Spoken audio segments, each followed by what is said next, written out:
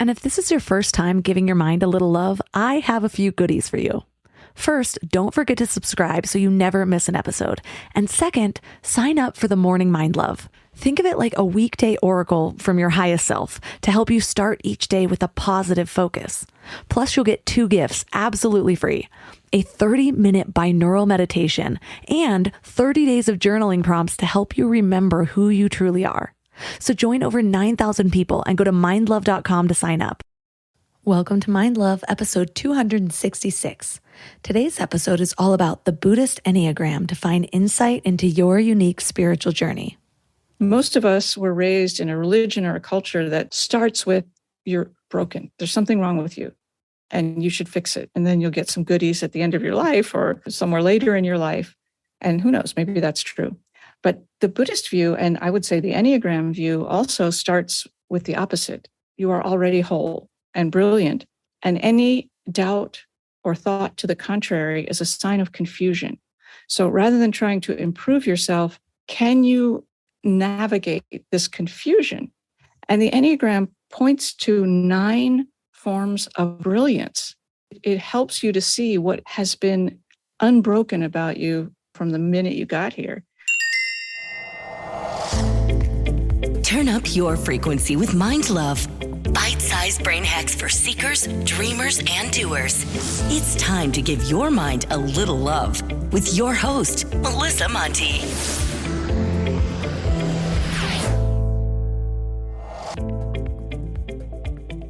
If this is your first time giving your mind a little love, don't forget to hit the subscribe button. Mind love is a habit, and the more you give your mind that love and intention, the better you'll feel about yourself and your life. Plus, it's really a win-win because more subscribers means Mind Love attracts even more amazing guests to bring you their wisdom. So don't forget to subscribe. Today, I'd like to share a review from Kate Rose 8, who says, "This is motivating and uplifting. I love Melissa's practical tips, sense of humor, and how well produced the show is. It always lifts me up and motivates me to power forward in life." I'm so glad to be your lifter-upper. You are mine today. Thank you so much for leaving this review. I really appreciate your time. What wisdom could we unleash if we intersect Buddhism and the Enneagram? While they might sound unrelated, if you think about it, Buddhism is a path of spiritual development leading to insight into the true nature of reality, while the Enneagram is basically a path of understanding or uncovering the true nature of ourselves. I'm going to assume we've all heard of Buddhism, right? But we may not all be familiar with the Enneagram. Whenever I've done an episode on the Enneagram, people get really excited. It seems that those who do go deep into it become die-hard believers in its wisdom. I have only just scratched the surface, but whenever I have had a reading or even a deep conversation with someone who's into it, I am always amazed. The thing I've noticed about personality typing is often it leads to either excuses for all of your personality quirks, and by quirks, I mean the things that you should probably improve. Example, when I was like 12 and I would read my horoscope, I remember just sinking into my stubbornness because that's just what a Taurus is. Or it leads to self-improvement because suddenly you see those shadow parts of yourself and you start to understand when to accept and work with those aspects of self and when to start rewiring neural pathways. An example of this for me was human design. I used to get really frustrated trying to work like the successful people that I knew. And then I learned, oh hey, according to this, there's a way that I can be more productive without pushing so hard. Well, the Enneagram is a system of personality that describes people in terms of 9 types, each with their own motivations, fears, and internal dynamics. And it's more of an emotionally focused system of understanding people, honing in on your core emotional motivations and fears. In the little bit that I have worked with the Enneagram, I've actually had some pretty deep insights. Well, when we overlay this with Buddhism, the Enneagram gives powerful insight into your unique spiritual journey and how you can support others in theirs. So today we're going to weave together 2 ancient schools of wisdom, Buddhism and the Enneagram, to travel the 9 paths of confusion to wisdom. Our guest is Susan Piver. She's a Buddhist teacher who spent nearly 30 years studying Tibetan Buddhism and the Enneagram in parallel. She masterfully weaves together these two ancient schools of wisdom and magic. So 3 key things we will learn are how to find your Enneagram type and why it's not as simple as a test or a checklist, the 9 paths of warriorship for living a compassionate, fiercely awake life, and the strengths and poisons to bring awareness to in order to evolve. I'll also be linking to a couple of my favorite tests for determining your type in the show notes at mindlove.com/266. But do keep in mind, this is not an end all be all. You'll hear in the episode why and how to go deeper and test if your outcome was actually correct. But I do find that it's a good starting point. I used to be one of those people who had grand plans for a big, healthy meal every Sunday night, and I'd make these elaborate meal plans, buy all the ingredients, and then Wednesday would roll around and I'd be staring at that wilted spinach, ordering takeout again. Shopping, planning, and cooking food really can be simple and stress-free, and that's why I love Hungry Root. Hungry Root takes stress out of mealtime by filling your cart with personalized picks and planning your week of meals, getting smarter with every order. With over 15,000 recipes to choose from each week, many ready in just 15 minutes or less, it's so perfect for those nights when you have no energy left. What I love most is their smart cart technology. It actually learns what I like and what I will actually cook. So no more buying ingredients for recipes that I'll never make. Everything that shows up, I actually use. They screen out over 200 additives, including high fructose corn syrup and artificial sweeteners, only high quality meat and seafood with no hormones or antibiotics, and they carry brands like Vital Farms and Ithaca Hummus that I already trust. The time I've gotten back has been incredible. Instead of spending Sunday meal planning, I'm doing things that actually matter to me. Take advantage of this exclusive offer. For a limited time, get 40% off your first box, plus get a free item in every box for life. Go to hungryroot.com/mindlove and use code mindlove. That's hungryroot.com/mindlove, code mindlove, to get 40% off your first box and a free item of your choice for life. hungryroot.com/mindlove, code mindlove.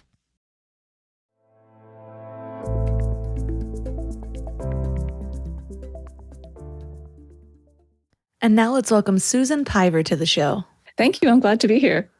So what opened your mind to the correlations between the Enneagram and Buddhism? Well, I always read widely my whole life, like many people, and I started reading about the Enneagram about the same time I started reading about and studying Buddhism. So that's a long time ago, 30 years. And they both really caught my attention. And over the years, I started to notice that the deeper my Buddhist practice got, and the more it emphasized compassion and presence, the more I found myself relying on what I knew about the Enneagram to help keep my heart open, first to myself and then to others, and to have some sense of how to put aside my habitual patterns of mind that might otherwise obstruct me from being in the present moment. That makes a lot of sense. I have been dabbling in Buddhism. I'm one of the type of people who I like to explore all the philosophies. And so sometimes I'm almost jealous of people who are like, this is the one I'm going for, because they become masters at that. But I am constantly hearing about the Enneagram. I've done my own tests. I've interviewed Enneagram experts, but it's been quite a while. So I'm glad to be revisiting this concept. But I'm curious, where does the Enneagram come from? Because so many times we look at it as like a personalities test and they're always popping up. Is this new? Is this old? But I know that the Enneagram is one of the ones that have been around for a long time. So tell us about it. Yeah, well, it's a really good question and a really important question. Where does this come from? And I have really gone a distance to try to find the answer. And I believe that the real answer is nobody knows. You don't have to try to believe something or follow a person, or it's available to everyone. So I'm always curious what other people say when asked about the origins of the Enneagram. But here's what I believe is known about it. So there's some sense that there was a desert father. So this is thousands of years ago, named Ramon Lull, who taught something like that sounds like the Enneagram. But I never found any such teachings, but maybe they're out there. That would be really fascinating. And then fast forward like thousands of years, the first person known in recorded history I believe, to teach the Enneagram was a Greek Armenian mystic named Gurdjieff from the 30s, 40s, and 50s of the last century. And he taught it to his students, but not as a system of personality, the way we think of it now, more as a system of understanding natural cycles in the world, in the universe. When his students asked him, where was he taught the Enneagram? Where did he find it? He said, on a cave wall. So, okay, that's all I got on that. Go figure. Then if you fast forward like to the 1960s, a Bolivian guy named Oscar Ichazo basically transmitted the Enneagram, as far as I can tell, as we know it today. The Enneagram of personality. The first teacher in our lifetime probably was Oscar Ichazo, who just died about a year or two ago. And forgive me if this is long, but there's no way to answer this question succinctly. He said that he learned the Enneagram from a wisdom cabal of elders who were self-appointed protectors of the world's wisdom traditions. Sounds crazy? Maybe it is. Who am I to say? Then he had a student named Claudio Naranjo, a Chilean psychiatrist who had very profound experiences with Ichazo in the 60s and 70s. And then he ended up being a professor at UC Berkeley, and he taught his students there the Enneagram. Plus what he added to it, what he discovered was also true in the Enneagram, because I think the Enneagram is a discovery more than an invention. He invented what's called the subtypes, the 3 subdivisions within each type, which I think are unbelievably central to the Enneagram. So he told his students, you can't write this down, y'all, because it's too powerful.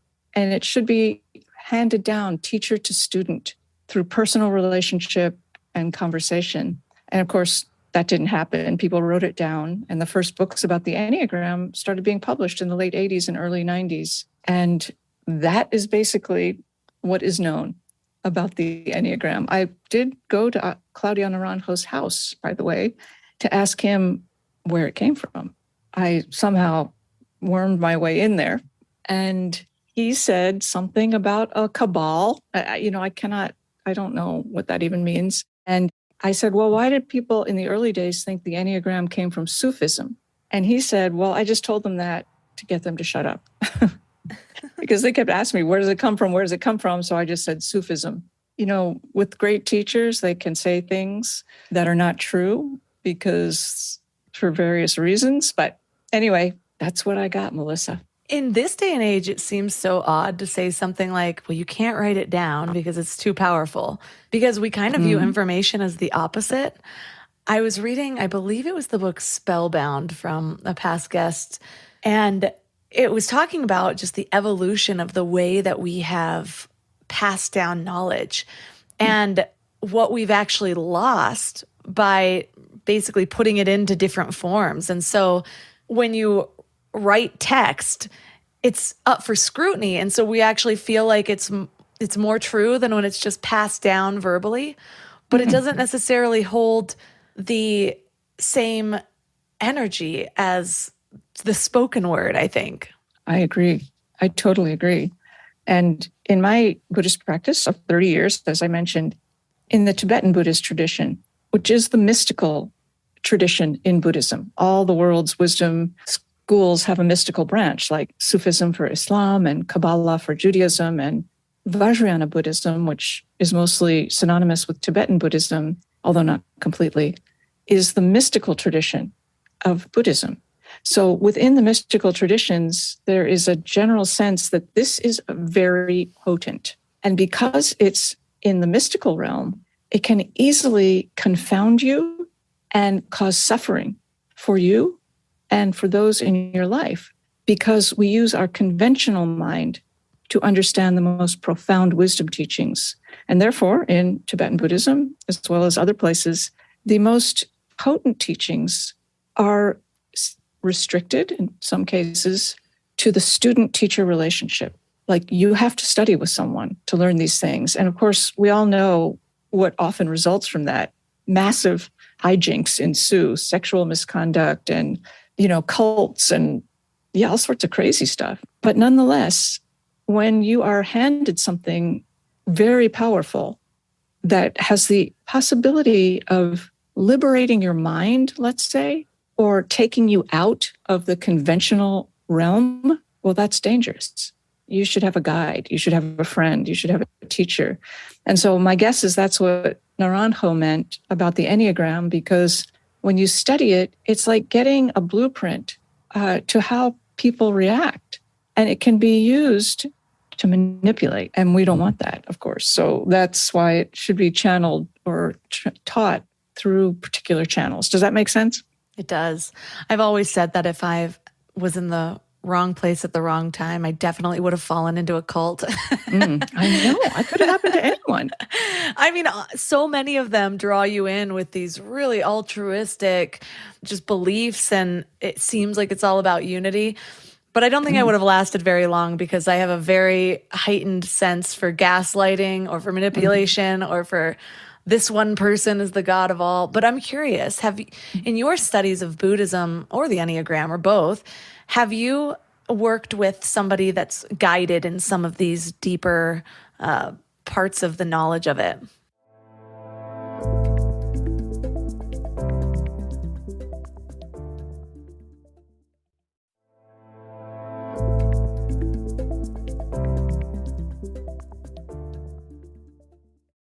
In your studies of Buddhism or the Enneagram or both, have you worked with somebody that's guided in some of these deeper parts of the knowledge of it?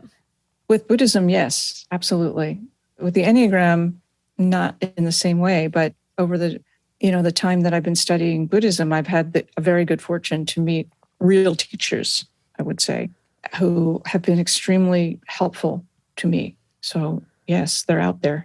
When you're working with a teacher in something like this to go deeper, if you can remember any of the instances, what do they add to that? Like compared to perhaps reading different studies or reading, because now we just have access to so much information that it's almost hard to believe that working with somebody in person can give you something more. Although any athlete would know that to be true, but it's more of a physical thing. And so what did you feel that was different or deeper when you actually worked with somebody to guide you in person?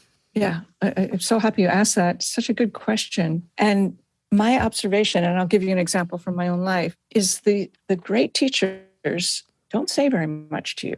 It's not like I'm like, hey, I'm having this relationship problem. What should I do? Or what should I study now? They don't do that. It's so simple. And being around them has an impact on you or me, depending on how you vibe with this person. So communication happens on so many levels. It's not just words, reading them or speaking them, because you take them into your own internal ecosystem and then you translate them through your own lens. So you, in a sense, everything you learn, you reify your pre-existing sense of self. That's an overstatement. But when I have been around really great teachers, they hardly say anything to me. And I'm not like, hey, what should I do, as mentioned. But when they do say things to me, it's like little mushroom clouds explode in my mind in a non-aggressive way. Oh, they said this simple thing to me and it just invoked this domino effect of insights. So I'll give you a very simple example. And then it happens over and over again, this phenomena with teachers who are right for you. And again, I think we talk to them like once every few years or something. So I have had the good fortune to study with, I guess that's the right word, a great wisdom master named Tulku Tundup Rinpoche, who is Tibetan, quite old at this point, and he has always been there. He happens to live in the Boston area where I live.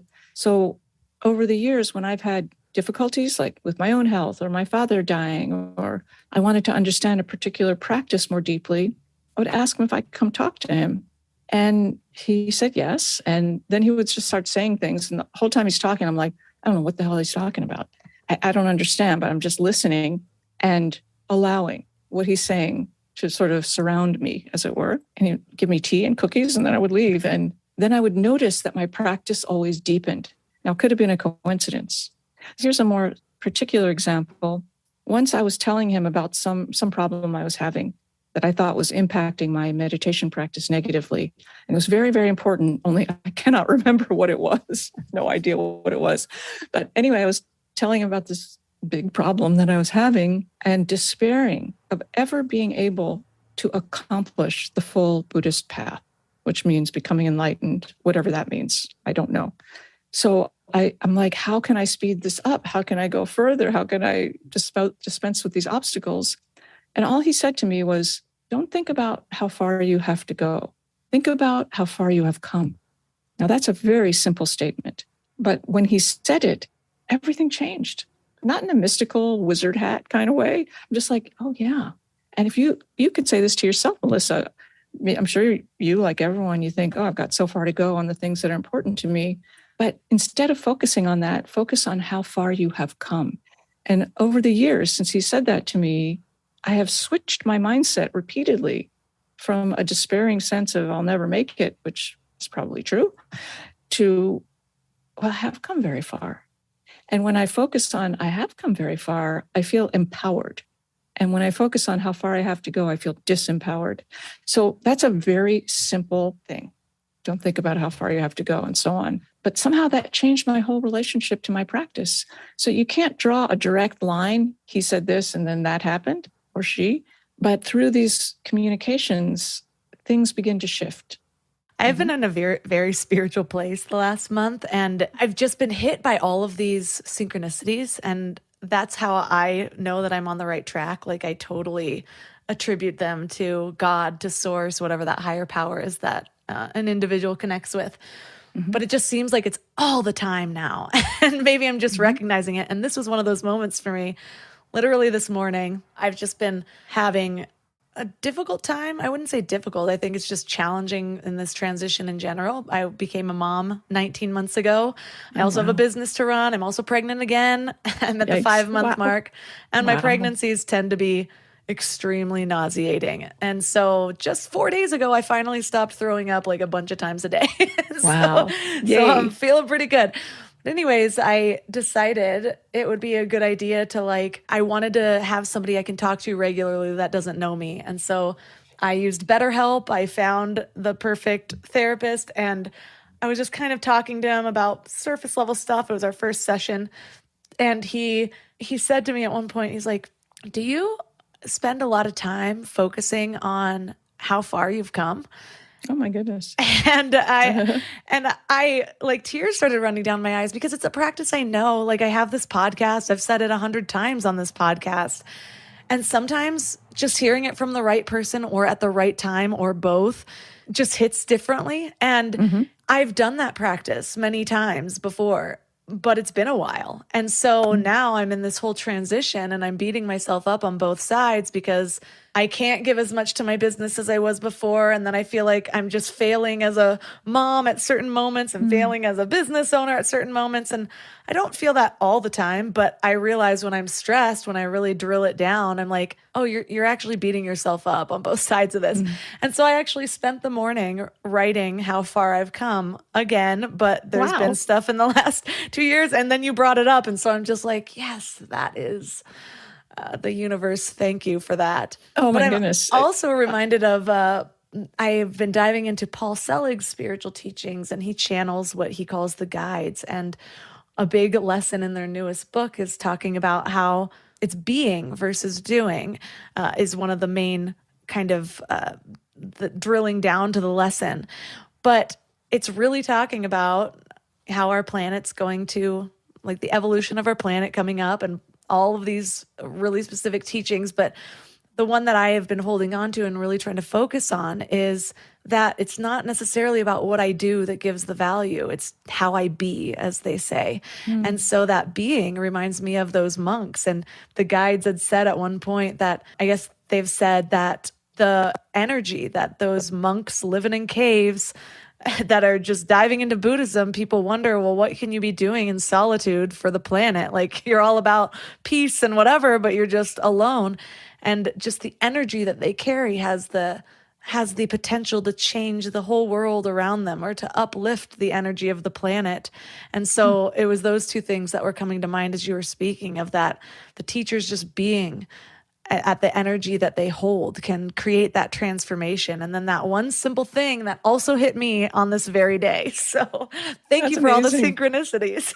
Oh my God, that's so great. And yeah, I think the key is a couple times you said things like, I forgot that, or I've done it myself, but I haven't thought about it in a while. And that quality of somebody else, in this case me, but could be anyone, saying something, or you read something and your response is, oh, I knew that, but I forgot I knew it, or I knew it, but I didn't know I knew it.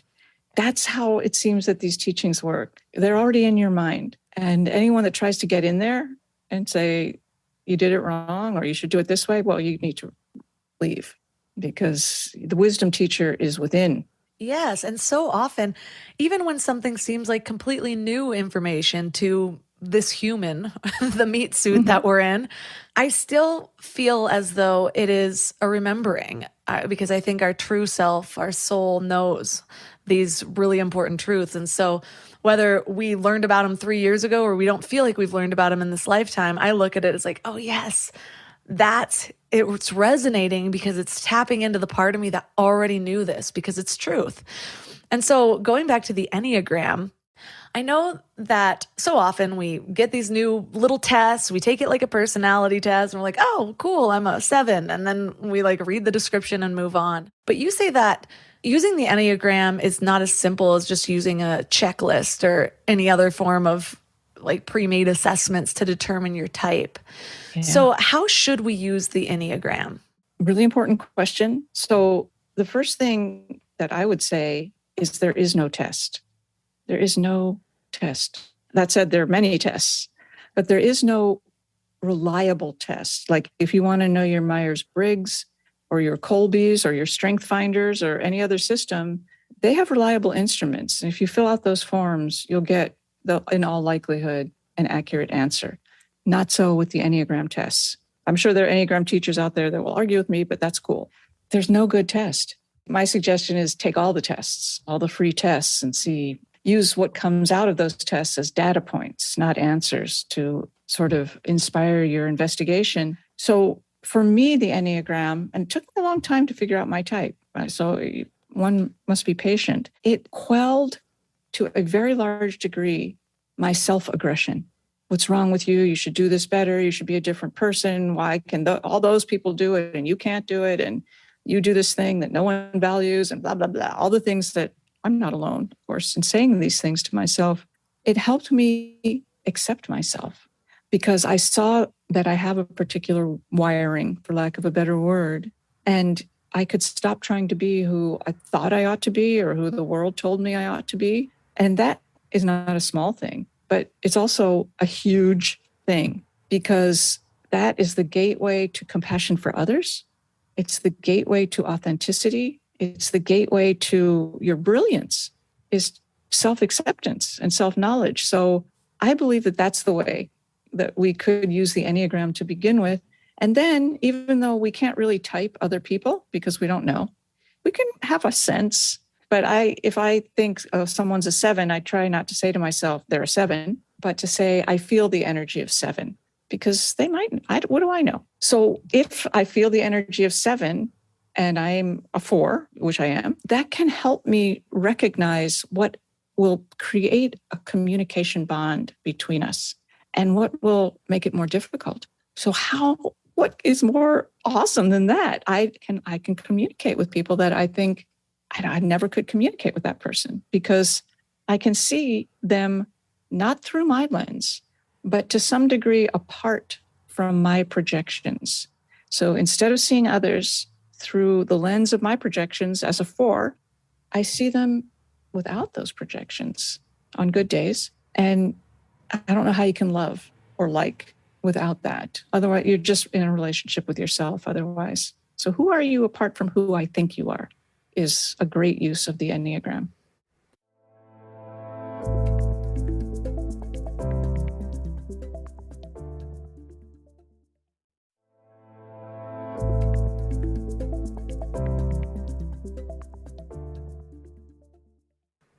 That makes so much sense. And having a tool I've never heard it explained that way, but it's so good because so often what we see in other people are the projections of ourselves. We like this because we value it in ourselves. We are triggered by this because that's the part of ourselves that we have this deep disdain for. And so to have this sort of template in order to see somebody through a slightly different lens. My husband and I have always talked about how that is one of the best parts of even forming deep relationships with people is now like I have a relationship with him and I know the things that he will do often. And so I can be like, well, what would Shane do? And then all of a sudden I'm seeing things through his lens in a way that I never would before. And it's not something that I really experienced until I started having really deep relationships with people. And now I can tap into all of that. And Napoleon Hill talked about something similar in he kind of basically coined the idea of a mastermind, but he would use the greats like Abraham Lincoln and create their little circle of mastery. And it's like, okay, well, what will that person do? And so it helps to really learn about that person. But that learning about that person is so difficult if you're always doing it through your own lens. So a tool for that seems really powerful. This is a tool for that. Exactly. And Napoleon Rich, who wrote Think and Grow Rich, like in Napoleon Hill, is that his name? Yes. Didn't he write Think and Grow Rich in like the 1930s or something? That's like the first law of attraction book, I think, followed by many, many others. So a short example with a 7, I used to work for someone who was a 7, and I was doing creative projects. They're kind of a little bit cutting edge, and I would run into unexpected problems. And I would say to him, I'm having a problem. I want to talk to you about it. And he would shut down. If someone said to me, I have a problem, I'm like, okay, everybody out. I'm just focusing on you and your problem. I'm very interested in your problem. Let's get to it. But he did not do that. And then when I realized he was a 7 who focused on ideas and possibilities and vision, and problems are always a distraction from vision and possibility because you got to look at the present, what's happening right here. Instead of telling him I'm having a problem, I said to him, I have an idea and I would like your feedback. And that just opened the door for us to be able to have actual conversations. And I would tell him my problem, but as couched as an idea, not to be manipulative, but just to get somewhere together. And that's a tiny thing, but the Enneagram does that on steroids. It helps you create connections in a very interesting and skillful, I would say, way. So want to know what's funny about that example? I read it in your book and I believe myself to be a 7. I've taken a couple of different tests and they always land on 7. It does really resonate, but I will admit that I can go deeper into the Enneagram. So that's just what I'm landing on now. And we'll see as I do go deeper, but a lot of it relates to me, right? Well, a couple years ago, my husband and I stayed with a friend, and it's like a whole family that we're friends with. And the older father is just a character. Like he is his own kind of person that I've never met. Like don't really know a lot of people like him. Although the other people I do know like him tend to be highly successful as well. But he was like that where we were supposed to be helping him with a project and we were coming in as the people with a lot of experience in this type of project and kind of teaching his kids the insights of it because they had just kind of dived into marketing and websites and all that. So it was the exact same problem as what you just said, where we're like sitting here saying, well, okay, well, these are the things we need to watch out for when growing this, or these are the things that we should not have on the website, blah, blah, blah. Well, we ended up realizing about 8 days in that we can only flip it to positives. Otherwise it's like hit with so much resistance. And so I'm like, oh, he was a 7 too. No wonder I was so triggered by him because amazing. I see the same thing in myself, but it's in a totally different way. Like I don't get angry if people come to me with problems, but I do shut down a little bit. And I've worked on it a lot without knowing my Enneagram type, but it is something where I'm like, okay, I'm feeling this tension. Let me breathe through it. Let me look at it through another perspective. And I have all these tools for it. But it was just funny reading that the way you described it as like this person. And suddenly I could feel like this energetic barrier just dissipate between me and this person who I've kind of held with this particular viewpoint. And it reminds me of, I wasn't using the Enneagram at this time, but one of the things that you say when we're kind of using types with other people is you said that when we use the Enneagram as a way of labeling others so they won't scare us so much, all the lights go out. And there was this moment when I was reading that I did that to him. I was like, oh, you're a 7. Like, that's why you're a little bit crazy, but you've got these good qualities. And I'm like, well, no, I can't do it from that level of energy. Otherwise, it kind of defeats the purpose. Yeah. And of course, we all do that. I do that all the time. Like, oh, now I get who you are, I think. But I see that you're a 7, and that's why you do these things. And this will enable me to connect with you more deeply. It's always a good thing to add, I think. And that's great that you work on yourself that way. 7-ness of yourself, whether you call it 7-ness or something else, is big. And each type, as I'm sure you know, has a passion, which in the Enneagram is not good. And the passion of 7, the fuel that runs the machine, is called gluttony. It doesn't mean you're a glutton. I'm clearly not saying that, but it means whatever feels good, I would like more of that. Because if there's any gap in things that feel good, I might see things that feel bad. So let's have some more of whatever this 7 thinks is good. And the virtue is called sobriety, which is some sense, I think, of what you're talking about, which is when there's joy and delight to be had, I'm in. I am all in. And when it's not there, I'm all in with what is. And that's sort of a view of sobriety in the Enneagram. And so knowing that, at least for me on my type, the passion is called envy, which means longing, and the virtue is equanimity. So when I feel longing coming up in myself, like, oh, I wish I had these things I don't have, or whatever form it might take, I can think, oh yeah, okay, that I have a right to feel that way, but it's also a red flag that I'm triggered. And so let me look more deeply at how I can be equanimous with what is, not to force myself, but it gives me a sort of red flag that is useful for my development as gluttony or the other passions would be for other types. What a great way to view acceptance, just being all in with what is. I think that's the only choice we have, actually, Melissa. How can we be all in with what is not? I feel like at this stage in life, I'm understanding acceptance on a new level. There's just another layer every single year. But it's funny that you say gluttony, because I don't take offense by that. And a little of my past is I had a very severe case of bulimia for 10 years. And so a big part of my growth has been understanding where that just constant seeking or constantly trying to fill myself comes from, and learning regulation and learning to find fulfillment from other areas. But I've had a lot of different addictions. I was addicted to Adderall for a while. I drank too much for a long time. I just finally gave up alcohol completely last year. And so, a huge part of my self-growth I would call sobriety, and I didn't go the AA route. I don't necessarily say I live a sober life. I still enjoy cannabis here and there, but or the little ways of expanding my mind. And so I'm kind of also in a stage of my life where I'm working on less labels, because the labels really helped me for a period. And now I'm really trying to see who I am without the labels. But a big part of that, and a constant thing that I have to tap into every single day, is that, I guess, I don't know if it's self-discipline, regulation, kind of a combination of all of them. It feels a little bit different than that, because I don't look at it as a restriction. I look at it as being really in tune with what was driving that desire or that need or that behavior, and trying to heal any wounds that I find, and then basically coming to a place of fulfillment or peace without the things that my small self believes myself to need. So I definitely resonate with that.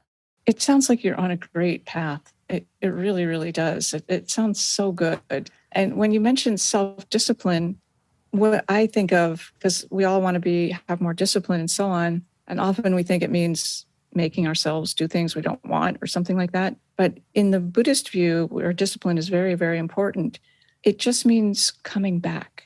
Come back from the trip that you just went on. Come back from wherever you went that is preventing you from paying attention to what is. And when you come back to this moment, or your intention or your wound that you may be feeling in this moment, then you're getting somewhere. You're navigating something really hard without being harsh toward yourself. Does that sound right to you? You filled another gap for me, Susan. I've been writing self-discipline down because I've been doing affirmations every day, and I am self-disciplined, but I have there's just a little bit of resistance to that word because I don't like the word discipline in general. And so I viewed it as the way I've reframed it in my mind is like, instead of getting yourself to stop all of these things, it's getting myself to do what I really know is important and not being distracted by the things that aren't. But I love the idea of coming back because it reminds me of what I said earlier about kind of the remembering. It's like all of this stuff is already inside of me. This has been a really important teaching for me in the last couple of years during this transition as a mom, is like, I am already whole and complete and perfect as I am without the need to constantly grow or change or build. And I love to grow and change and build. And so that's kind of been a big shift for me in the last 10 years, where in the beginning, I just thought I was always leveling up my character. What else can I learn so that I can pack it in and be as valuable as a human as I can be? And while I think there's something to that, I think I've really had to reframe the way that I say that to myself, because in that view, it's like I was lacking to start and I need to build up for the worth. Whereas now it's like, no, I'm kind of chipping away at all of the things that I've accumulated over my lifetime and remembering the truth that was there from the beginning, my inherent worth, my innate wholeness, rather than trying to get there. I dig your voodoo, Melissa. I totally get what you're saying from my own perspective. And most of us were raised in a religion or a culture that starts with, you're broken. There's something wrong with you and you should fix it. And then you'll get some goodies at the end of your life or somewhere later in your life. And who knows, maybe that's true. But the Buddhist view, and I would say the Enneagram view, also starts with the opposite. You are already whole, just as you say, and brilliant. And any doubt or thought to the contrary is a sign of confusion. So rather than trying to improve yourself, can you navigate this confusion?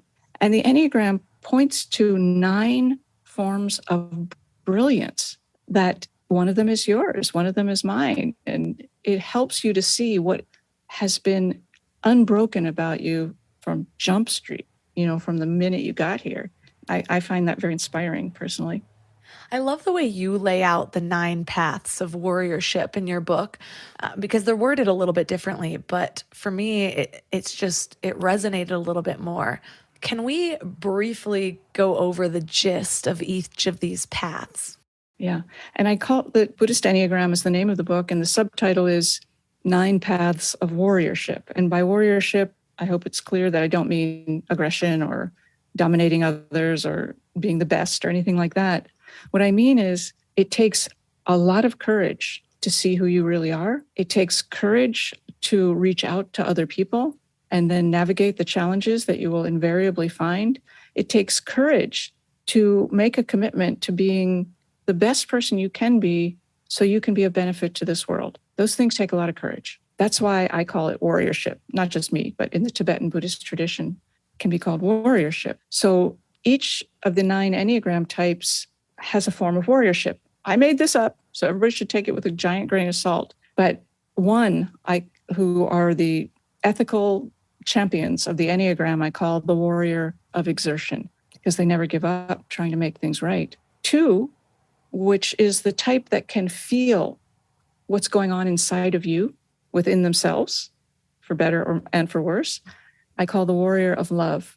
3s who have a genius for navigating the phenomenal world without getting hung up by emotional things, I call the warrior of accomplishment, because they can make things happen. And if you want to make your dream come true in this world, not in a dream world, they can do that. 4, the type on the Enneagram that feels everything that's happening outside of themselves as something that is happening within themselves, I call the warrior of poetics, because 4s can see the poetics, the poetry, the mystery of what is happening in a way that the other types can't, warrior of poetics. 5, on the mental triad, the type that loves to learn and loves to contemplate what they have learned, and maybe not so interested in sharing it, I call the warrior of clear seeing, because they have a capacity for insight because of their curiosity that is unparalleled. 6, the type that is very attuned to danger and wanting to protect themselves and others and this world. I call the warrior of truth, because they're always trying to look behind the curtain. Is what you said true? Are you really who you say you are? Let me find out what is true. Nothing on face value here.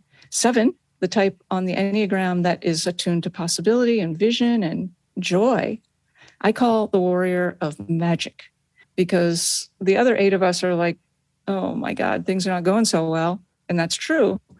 But 7s can always remind us that there's a reason to be joyful. And that is a kind of magic. It's like by magic, a spell of darkness can lift when you're in the presence of a 7. 8, the type that is very interested in being the boss, in control, being the most competent, being the strongest person in the room, which they usually are, I call the warrior of power, because they have a capacity for you being powerful. And when that's used for their own personal gain, of course, it's treacherous and worse. But when it can be put in service of protection for others who are more vulnerable, which is everybody, basically, when it comes to 8s, then they're warriors of power. They can wield it skillfully, with intelligence. That's extremely important. And then 9s, the final type, the type that can see everyone's point of view, can really go with you where you are and how you see things, but they may have trouble finding their own point of view. I call the warrior of presence, because they have a capacity to be present with you when you're saying the sky is blue, and present with me when I'm saying, no, it's pink. They can see what through your eyes in a way that the other 8 can't. So that's a powerful skill when it's used from a place of inner balance. So the warrior of presence is the 9th type of warrior.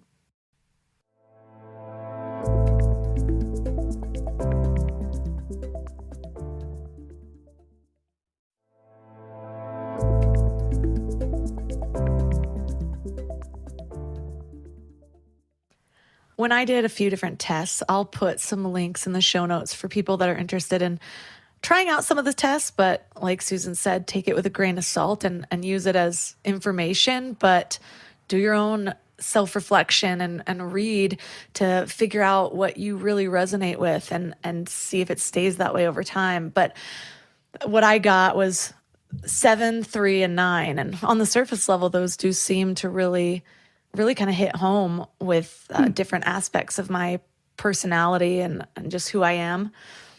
But how do we use this when we find it out? Now, I know you talk about the facets of the Enneagram, the triads and the 2 poisons. What do those mean? Yeah, triads, 3 poisons and 3 subtypes or instinctual drives. So 7, 3, and 9, great. Okay, those are great data points. First thing to note about those is that they are in different triads. The Enneagram is 3 groups of 3, according to Center of Intelligence. We all possess each of these forms of intelligence, but for each of us, one of them is predominant. And 8, 9, and 1 are on the intuitive triad, the instinctive triad, and they tend to get angry when things don't go their way. Some of us respond to difficulty with anger. Okay. 2, 3, and 4, the emotional triad, and so you came up with 9 in the instinctual triad. 3 in the emotional triad are people that don't have any more or less emotion than anyone else, but use their emotions to navigate the world, to understand what things are and who people are and how to make decisions, rely on feelings. And then 5, 6, and 7. 7 was your 3rd number, is in the mental triad.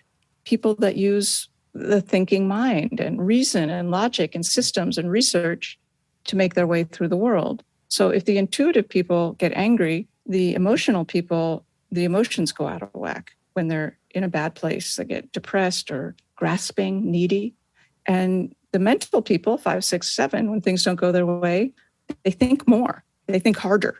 They think faster. So what if this, or what if they said that, or why did I put that there? I should have put it over here, that kind of thing. And in the Enneagram, that's called anxiety.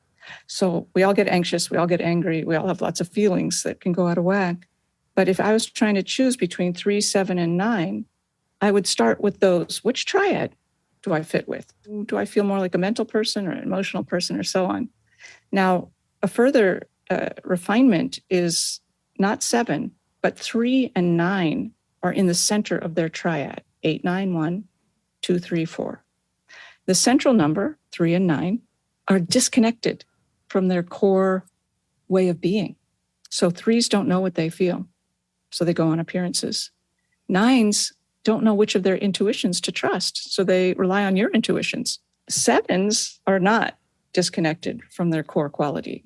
They overexpress it or exteriorize mental energy through ideas and plans and visions and so on. So those are just some tidbits. But if I may, the most helpful way to find your type, and I say this with a lot of confidence, although there may be other people who think otherwise, that's cool too. They can be confident in what they think, is to investigate along with type what is called the subtypes, which is different than the 3 kinds of intelligence. The 3 subtypes are the 3 instinctual drives that we all share. We all have all of them, but one of them is predominant for you and one for me and everyone. So the first drive is the drive for self-preservation. We've all got it. We're wired this way. We want to feel safe. We want to have food to eat. We want to think, I'll probably have enough money, or I don't, so I'm terrified. We want to live somewhere safe. Now, if this is your predominant drive, you are concerned with what am I going to eat and where am I going to sleep? And what if it's too cold and I better bring snacks? And, these are silly examples, but you're thinking about these details of my personal being. The second drive is called the social drive, which is where do I fit in this world? I want a place. I want to belong to a tribe or a community or a political party or a neighborhood, whatever it might be. So the predominant attention doesn't go to where are my snacks and what if I'm cold, goes to who am I to these other people? Do they accept me or not? And how do I feel about that? These are very broad overgeneralizations. And then the third instinctual drive is called the sexual drive or intimate drive, which doesn't mean the person is just focused on sex. It means they're focused on one-to-one connections in wherever they go and whoever they're with, romantically, creatively, collegially. They want to connect with a person and share an experience. So there's 3 kinds of 3s, 3 kinds of 7s, 3 kinds of 9s. I'm sorry if this is getting too opaque, but you could be a self-preservation 3 or a social 3 or a sexual 3, self-preservation 7, a social 7, and so on. So until I knew the subtypes, I just skipped over 4 every time I read about 4s. I don't relate to any of that. I'm not a tragic romantic. I'm not a drama queen. I'm not, my feelings, where's my fainting couch? I'm not like that. So I just skipped it over until I read about self-preservation 4, because that's my strongest subtype, self-preservation. And I was like, oh my God, they have found me. They've been reading my diaries or something. That was me. I am a self-preservation 4, which is called reckless. And it doesn't mean I'm reckless, but when I was young, I was risk-taking, much more risk-taking. So if we're looking at the 7s, and I'll keep this short, I promise, self-preservation 7 is called friends or family, which doesn't sound very self-preservation-y, but they draw their feelings of safety through being connected to friends and family, okay? Social 7 is called sacrifice. These 7s are just as magical and big thinking and visionary as the other 7s, but they have responsibilities. So they sacrifice their Don Quixote-ness or their adventurousness to be a good parent or a good friend or whatever it might be. And then the sexual 7 is called fascination, which, like all the sexual subtypes, is focused on love and connection. Sexual 7s become fascinated by a person or an idea until problems start to come up, which they always do. And then they want to find something else to be fascinated by. So anyway, that was long, but without knowing the subtypes, just thinking, maybe I'm a 7, not so easy. But those 3 kinds of 7s, they're different from each other. And that's where all the gold is, I would say. I'm so excited to dive in and really type myself or try to figure out what that is. And it's been difficult for me to, just anything that sort of captures my essence has been interesting to work with in the last 10 years because I've made so many changes to my life in especially the last 15 years. And so I look at things that little tests that I did 10 years ago, and the answers are totally different because my focus is different, or I might have healed some of those wounds that were really dominant in my life at that time. And so right now, what I related to the most in the 7 was probably the sexual 7. I hop around to things. I'd have to go deeper into what that really means for me. But even in some of the other descriptors, like the 9, the warrior of presence, I'm interested to kind of dive in again and see if that still holds true. Because one of the things that I realized over the years was just I do relate to being an empath, and I didn't know how. For a long time, I didn't realize how much that I was basing everything that I felt on the people around me. And I could feel what they felt. And so if they were angered by something, I was angered by something. And so my 20s, my 20s were just a lot of discerning, like kind of getting caught in the tidal wave of other people's emotions, other people's desires. And so a big part of my growth was actually sitting down and figuring out, like, who am I outside of other people? Who am I? Like, what do I feel about this? What do I actually love? And what don't I like? Regardless of what people around me feel. That's a huge question. It is. Do you identify with the sexual subtype in general more than social or self-preservation? I guess I'm not sure which one I related to more. I know with the warrior of magic, just your description of that that was the description that I was like, oh yeah, that I see aspects of myself in that one. Great. Well, I feel really excited for you for this exploration. It's so empowering to look at yourself just in the ways you describe without the Enneagram. And then with the Enneagram as a further support, it's fruitional. It brings things to fruition more quickly, I would say, than not knowing the Enneagram. For me, and not just me, but for some people, not every one thing is not for everyone. But if the Enneagram or something like it speaks to you, it's extremely valuable. Right, because it took me years to make those little realizations that I had without the Enneagram. So to have just like, oh, this is what may be resonating with you. Let's go a little bit deeper. How does this feel? I feel like I probably could have saved myself maybe 7 years of turmoil in my 20s. So, you never know. Then once we find our type, I did mention how I've gone through a lot of changes. And so for me, it feels like a type would change. But with the Enneagram, when you find your true type, it doesn't change. Why is that? I really don't know why. I mean, but it seems not to. I mean, you have relationships to other numbers that amplify in good times and diminish you in bad times. But that's what all those lines are on the Enneagram, is pointing to integration and disintegration points. But it's like, where were you born, Melissa? Where were you born? Northern California. Do you need the city? No, that's okay. So you need my social security number? Should I say it? I'm not going to ask for your firstborn because they're too young. You will never not be born in Northern California. You will always have been born there. But you can go anywhere you want. But you're going to bring that with you. So that's how I think of the Enneagram. And you have a baby, and you're having another baby. Congratulations. Do they feel different as you carry them? No. No, they don't? I mean, I feel like it's hard to say. He's only 19 months, and I feel like I get to know him on a deeper level.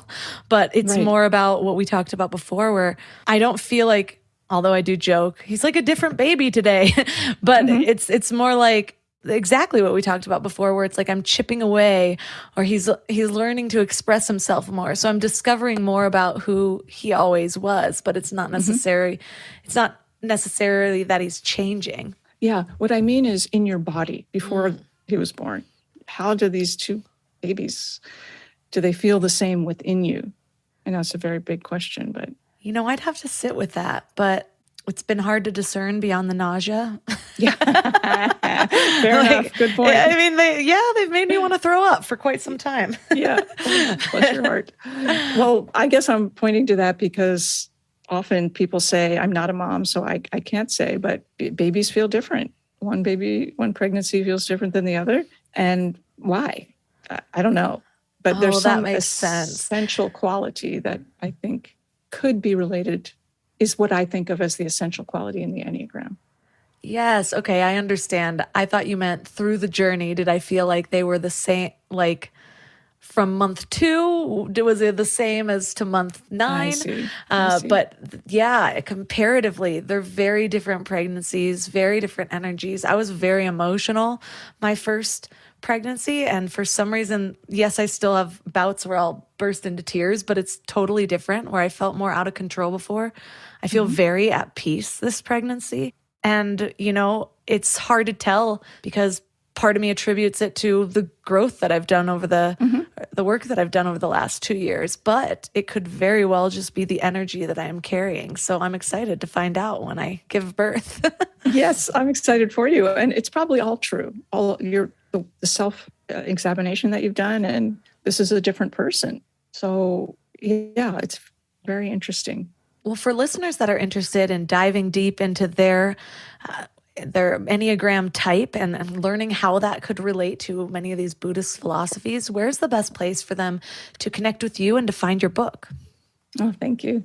Well, you can find my book at any online retailer, a few bookstores, but mostly online retailers. And my website is called the Open Heart Project, which is an online mindfulness community where we study things together and practice together and so on.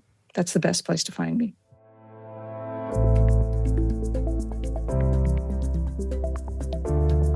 All the links for this episode will be at mindlove.com/266. Your challenge for this week is to determine your Enneagram type. This is the first step, and there's layers and layers to peel away once you do.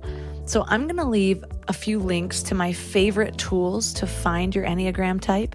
But remember, as Susan said, there is no one reliable test. So if you land on a result that doesn't really feel like you, don't disregard it immediately. There might be truth in it that you're not willing to see, or there might be an aspect of that type that you're just not uncovering quite yet. And so sit with it. Sit with your top choices. If you take multiple of the tests and they all land on the same one, maybe give it a little bit more weight, but hold in your mind or on a piece of paper any of the types that seem to resonate and sit with them until you feel sure. Because once you do find your type, there's so much truth to be found, and it can help you find those shadow layers of yourself, your shadow selves, some of your, I use air quotes when I say weaknesses. The way I like to look at them instead is the things that your soul came here to work on. That's how I've been reframing all of my weaknesses or my challenges, or it's like, I'm just going to be this way forever. Why is this so hard for me and it's not hard for other people? And when I look at it as this is what my soul came here to work on, it becomes more of a path than a blockage, a route that I'm taking rather than something that's obstructing me. And I do think that the way that we look at things, the visuals that come to mind when we think of a metaphor, affects our relationship to it. And so keep that in mind whenever you're doing any work, because sometimes just a simple reframing or maybe somebody else's perspective of something will open up our minds to a different way to approaching it. So let me know what your Enneagram type lands on. Reach out to me on Instagram at mindlovemelissa. And I'm going to be doing this work too, because the Enneagram has always fascinated me. I just have not gone deep enough to really get the fruits that it has to offer.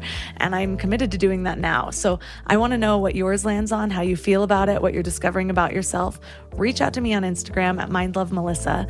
If this episode is resonating with you and you want to share it, please take a screenshot and tag mindlovemelissa and mindlove podcast. If you love Mind Love, the best way to support it is by joining Mind Love Premium at mindlove.com/premium.